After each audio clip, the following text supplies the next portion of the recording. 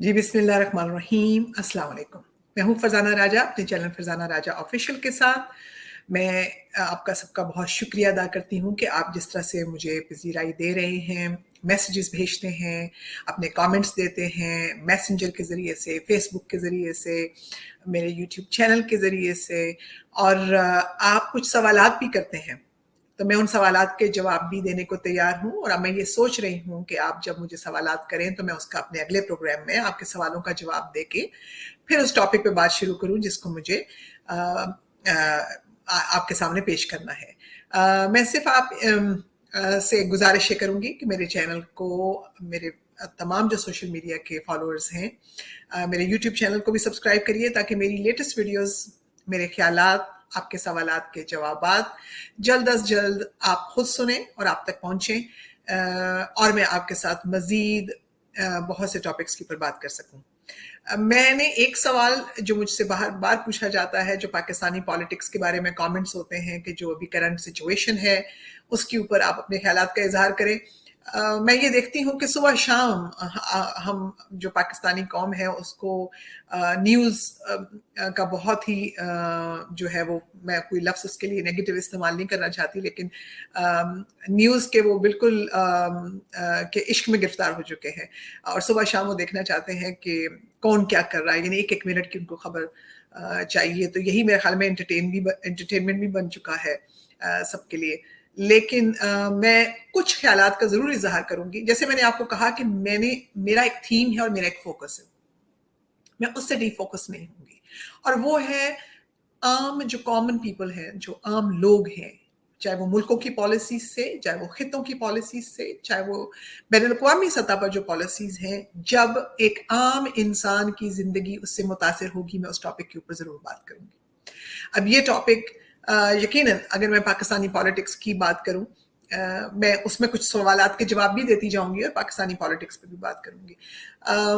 वो ये है कि जो पाकिस्तानी पॉलिटिक्स में की तरफ जो रवश और न्यू ट्रेंड्स देखे जा रहे हैं, वो सेल्फ डिस्ट्रक्शन की तरफ जा रहे हैं। ये पिछले कई सालों में इसको इस तरह से रचा बसा दिया गया है लोगों की सोच में, थिंकिंग में, और जो नई नस्ल और नौजवान नस्ल है जिनका ताल्लुक 18 साल से ऊपर के नौजवान हैं, उनको जो है अदम बर्दाश्त का जो सबक है वो बहुत हद तक सिखाया गया कि अपना नुक्ता नज़र जो वो बयान कर रहे हैं बस वही सही है, जो दूसरे कह रहे हैं वो गलत है। एक चीज़ तो हमने इस माशरे में, और ये पार्ट ऑफ डिटोरिएशन है, मैं कहूँगी कि किसी भी माशरे की नशोनमा के लिए, उसकी फलाह के लिए, उसके आगे बढ़ने के लिए सबसे जो बड़ी रुकावट होती है वो अदम बर्दाश्त का रवैया जब माशरों में पैदा हो जाता है।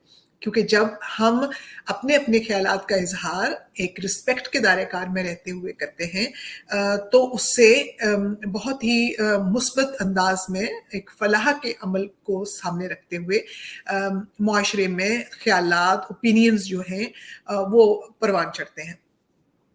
जो देखने में आया है आपके सामने है, जिस तरह से एक डिस्ट्रक्शन का रवैया अख्तियार किया गया, ख़ुसूसन मुझसे सबने कहा कि मुझे खुल के बात करनी चाहिए कि जैसे 9 मई का वाक़या हुआ तो उस पे मेरे क्या ख़्यालात हैं। यकीनन कोई ज़ी शऊर इंसान जो कि थोड़ी सी भी समझ-बूझ रखता है, इस तरह के वाक़यात किसी मुल्क में भी होना, ये उस मुल्क की को कमज़ोर करने, उसको, उस मुल्क को दुनिया के सामने जो है वो सुबकी और शर्मिंदगी और एम्बैरेसमेंट के सिवा तो कुछ नहीं देते हैं, और ये सेल्फ डिस्ट्रक्शन के ज़ुमरे में आता है। यानी कि आप जिस टहनी पे बैठे हैं, आप उसी टहनी को काट रहे हैं, तो उसके बाद क्या, उसका नतीजा क्या होगा, उसके कॉन्सिक्वेंसेस यही होंगे ना कि जिस टहनी को आप काट रहे हैं, ऊपर से आप उस टहनी समेत नीचे गिरेंगे, तो आप खुद भी जख्मी होंगे और आपने नुकसान भी कर दिया।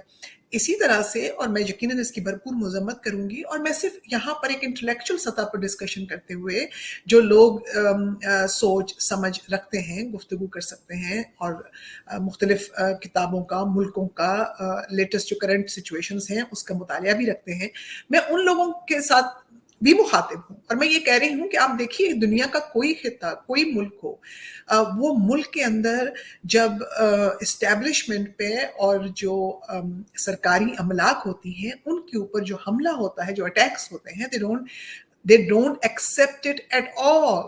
اس میں جو اسٹیبلشمنٹ ہوتی ہے وہ حرکت میں آ جاتی ہے, لا انفورسمنٹ حرکت میں آ جاتی ہے, ان لوگوں کو سزائیں اور کانسیکوینسز ملتے ہیں, وہ اریسٹ ہوتے ہیں. اس کو آپ ہیومن رائٹس کی وائلیشن کے زمرے میں نہیں لا سکتے ہیں, کیونکہ اگر کسی نے کرائم کیا ہے, ہر ملک کا ایک کانسٹیٹیوشن ہے, ہر ملک کے رولز آف بزنس ہیں, اس ملک کو چلانے کے طریقہ کار ہیں, لا انفورسمنٹ ایجنسیز کے اپنے رولز اینڈ ریگولیشنز ہیں. وہاں پر کہیں پر بھی کوئی بریک کرے گا, وہ بڑا آدمی ہے, وہ چھوٹا آدمی ہے, وہ کوئی بھی ہے, اس کو قوانین کو فیس کرنا پڑے گا.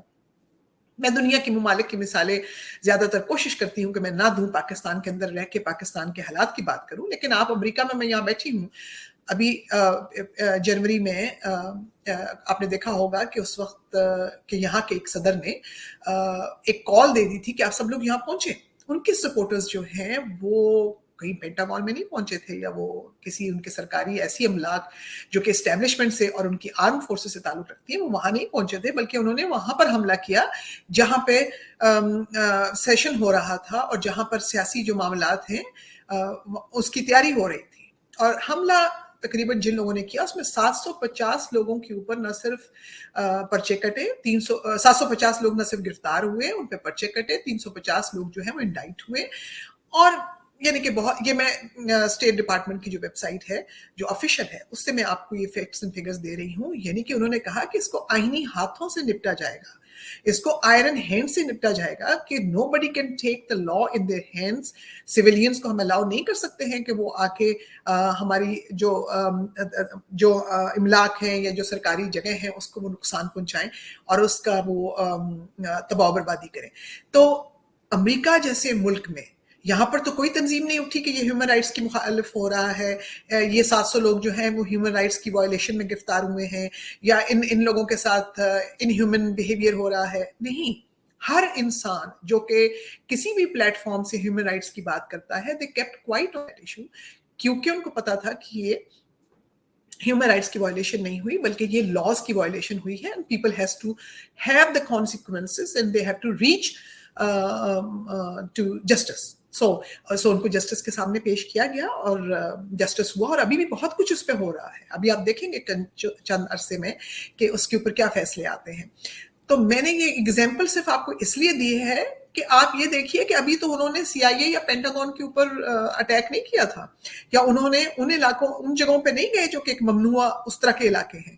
اگر وہ وہاں جاتے تو پھر ان کے ساتھ کیا ہوتا, یہ تو اس سے بھی بہت زیادہ سچویشن خراب ہو جاتی. تو یہ کیسے ہو سکتا ہے, چاہے ترقی پذیر ممالک ہوں چاہے ترقی یافتہ ممالک ہوں, دنیا میں کوئی ملک اس کی اسٹیبلشمنٹ, اس کی لا انفورسمنٹ وائلیشن اور ملک کی ڈسٹرکشن اور تباہی کی جو ہے وہ اجازت کسی صورت نہیں دے سکتی ہے. تو میں اس میں یہ گزارش کروں گی کہ پاکستان میں جو ہیومن رائٹس آرگنائزیشنز ہیں, جو پاکستان میں دوسری آرگنائزیشنز ہیں جو کہ لوگوں کے حقوق کے بارے میں پلیٹ فارم سے بات کرتی ہیں, ان کو ریشنل کے ساتھ یہ دیکھنا چاہیے کہ جن لوگوں نے قانون کو 9 مئی کو اپنے ہاتھ میں لیا ہے, they have to face the consequences.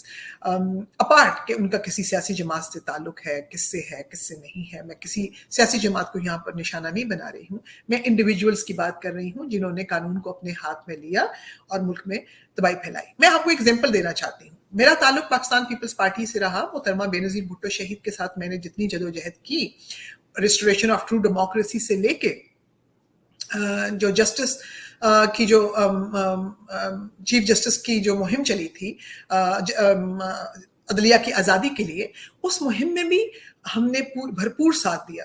General Musharraf صاحب جو ہیں وہ پاور میں آئے, حالانکہ وہ آرمی جنرل تھے, لیکن آپ مجھے ایک ایگزامپل اٹھا کے بتا دیجئے کہ پاکستان پیپلز پارٹی کے کسی ورکر نے, پاکستان پیپلز پارٹی کے کسی عہدیدار نے, یا پاکستان میں ریسٹوریشن آف ٹرو ڈیموکریسی کی جتنی بھی قوتیں اکٹھی تھیں, ڈیموکریٹک سوچ رکھنے والے لوگ, کیا اس میں سے کسی نے جا کے جی ایچ کیو پہ حملہ کیا, یا جو ان کی تنصیبات تھیں اس کے اوپر کسی نے حملہ کر کے وہاں سے ان کو توڑنے پھوڑنے کی کوشش کی؟ نہیں. بلکہ مجھے یاد پڑتا ہے, میں آخری بات بتاتی ہوں, جب محترمہ بینظیر بھٹو شہید واپس تشریف لائیں پاکستان ابھی آخری اپنی زندگی کے ایام سے پہلے, تو مجھے انہوں نے باہر بھیجا کہ آپ انٹرنیشنل میڈیا سے جا کے آپ باہر بات کریے جہاں پر وہ موجود تھی, اور یہ جگہ ڈیفینس لاہور میں تھی.